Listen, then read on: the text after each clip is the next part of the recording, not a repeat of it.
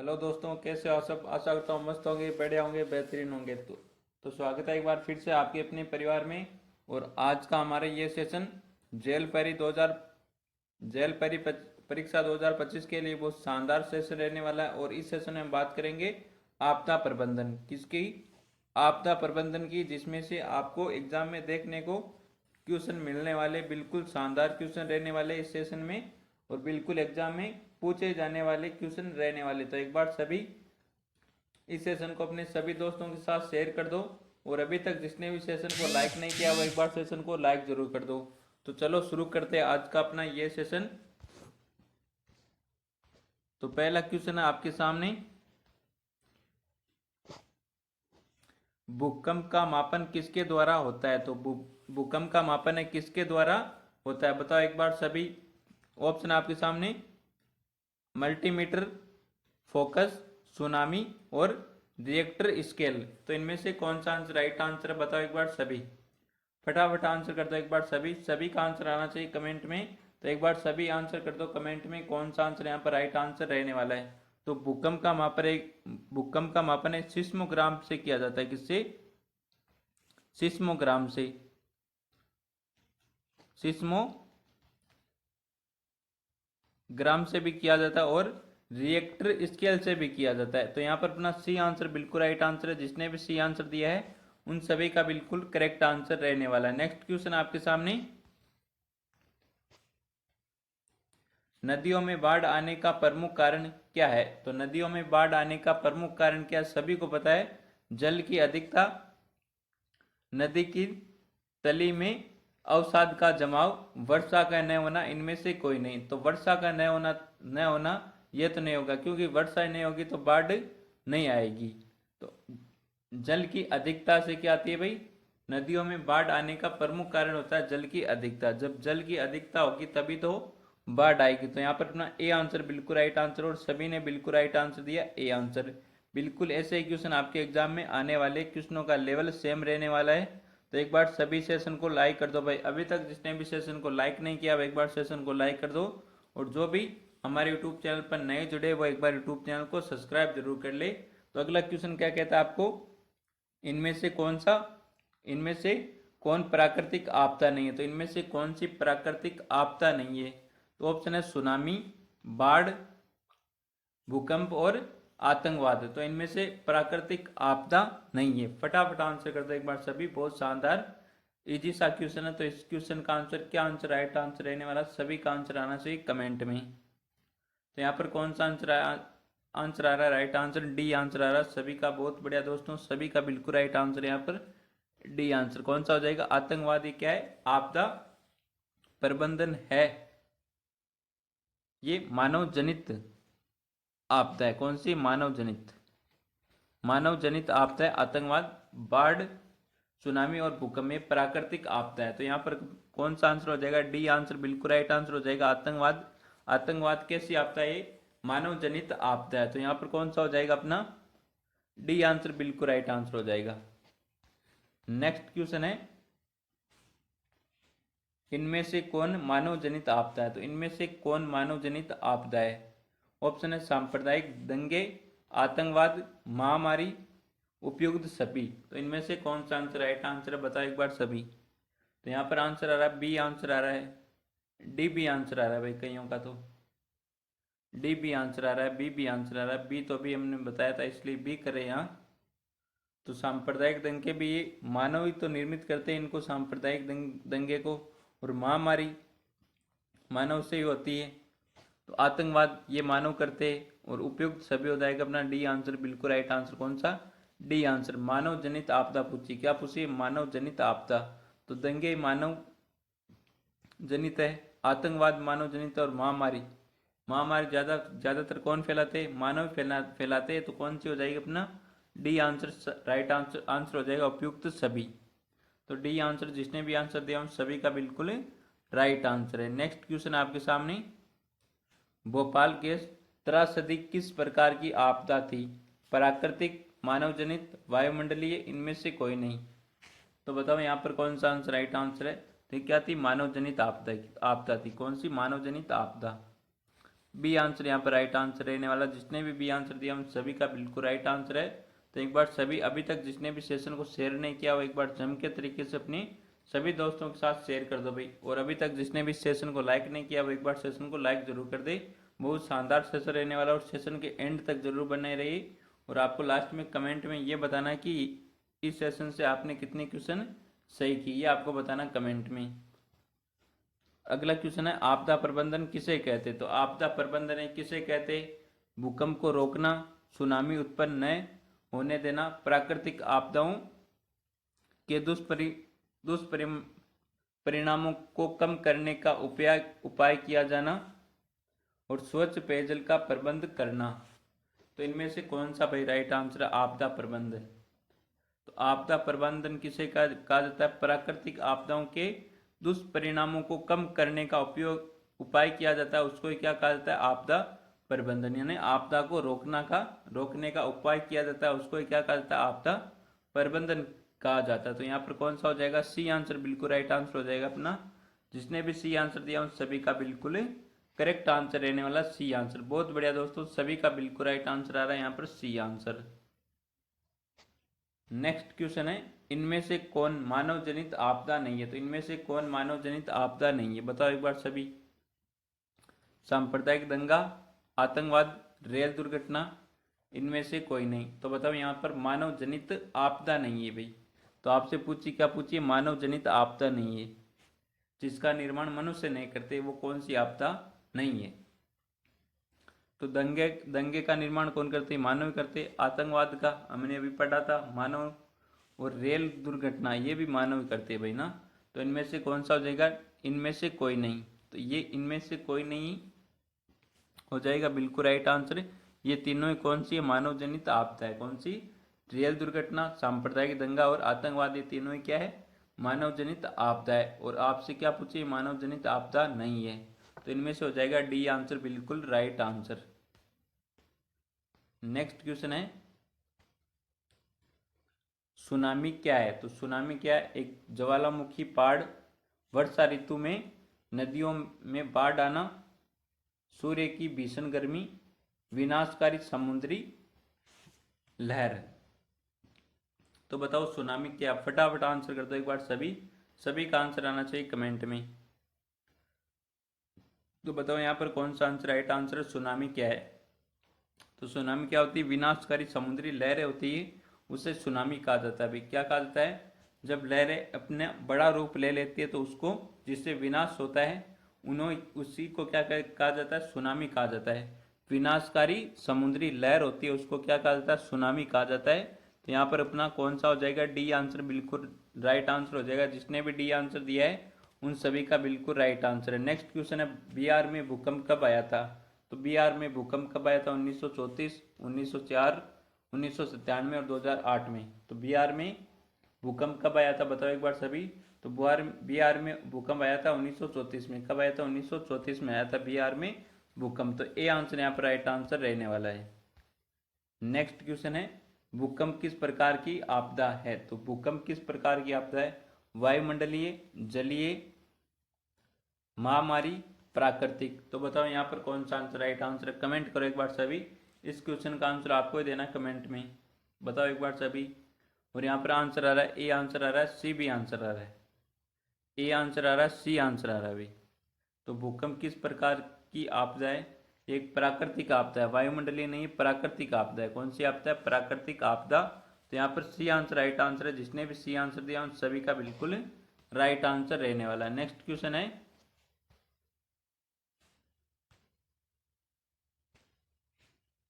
महाराष्ट्र में भूकंप आने का मुख्य कारण था। तो महाराष्ट्र में भूकंप आने का मुख्य कारण क्या था? अधिक रेल परिचालन,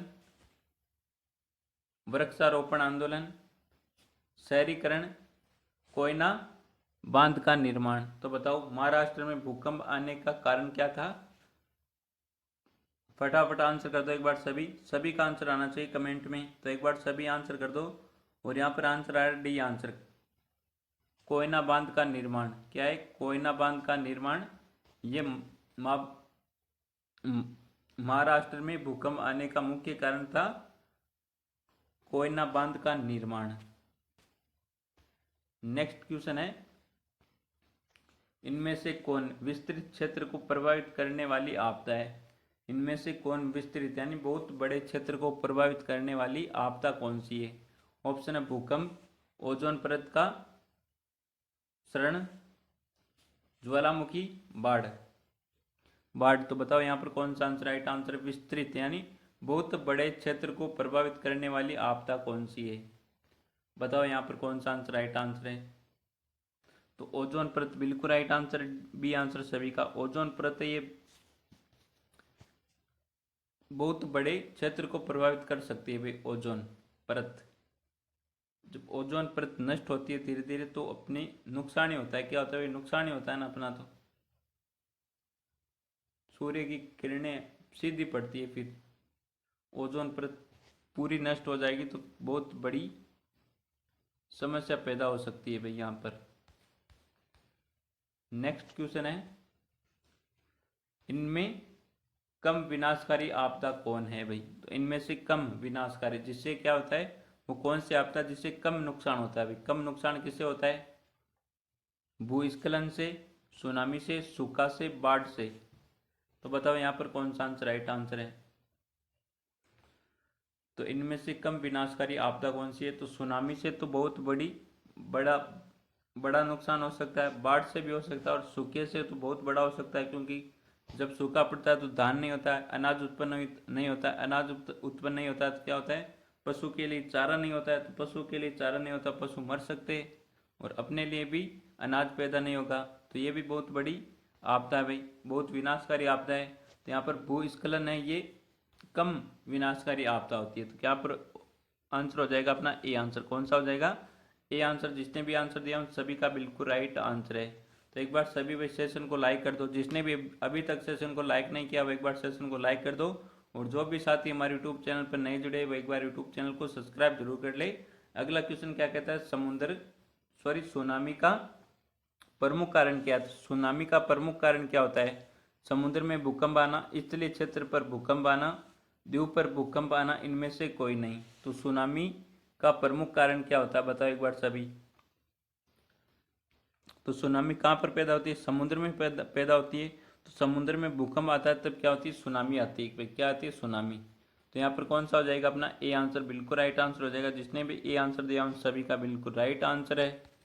नेक्स्ट क्वेश्चन आपके सामने, बंगाल की खाड़ी का चक्रवात किन महीनों में भयानक होता है? वेरी वेरी इंपॉर्टेंट क्वेश्चन है, बहुत शानदार बेहतरीन क्वेश्चन है कि बंगाल की खाड़ी का चक्रवात है किन महीनों में भयानक होता है? मई जून में, जून जुलाई में, अगस्त सितंबर में, अक्टूबर नवंबर में।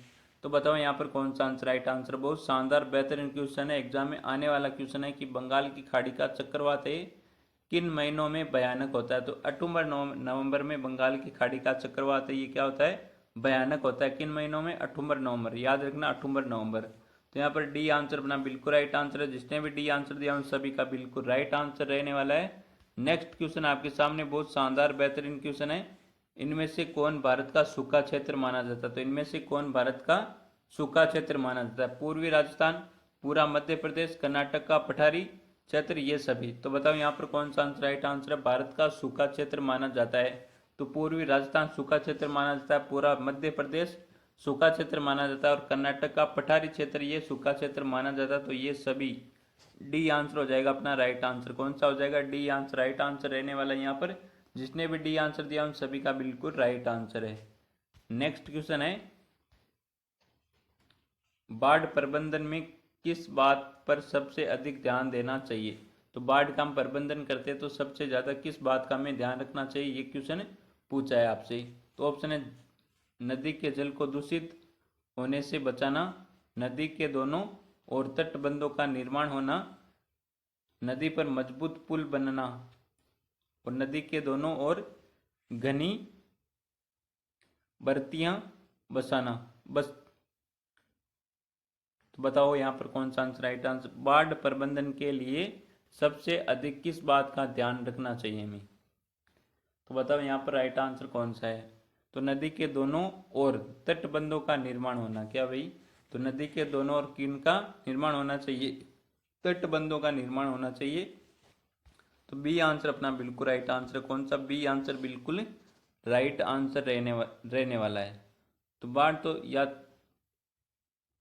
नदी का जल दूषित होगा या शुद्ध होगा, तो बाढ़ तो आने वाली है भाई। क्या आने वाली है? जब जल की अधिकता होगी, वो चाहे शुद्ध हो या अशुद्ध हो, तो जल की अधिकता होगी तो बाढ़ तो आएगी ना। तो बाढ़ की जल की शुद्धता तो नहीं होगा ना। तो अगला क्वेश्चन क्या कहता है? इनमें से कौन सा क्षेत्र भूस्खलन से अधिक प्रभावित होता है? तो भूस्खलन से अधिक प्रभावित होने वाला क्षेत्र कौन सा है?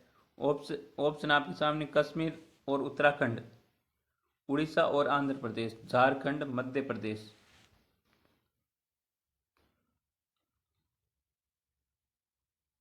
बताओ यहाँ पर कौन सा आंसर राइट आंसर है? तो भूस्खलन से अधिक प्रभावित होने वाला क्षेत्र कौन सा है? कश्मीर और उत्तराखंड। कौन सा है? कश्मीर और उत्तराखंड।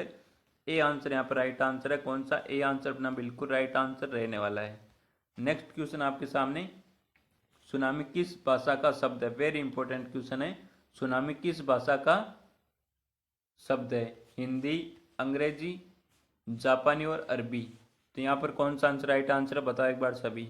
सर इस क्लास की पीडीएफ कहाँ पर मिलेगी?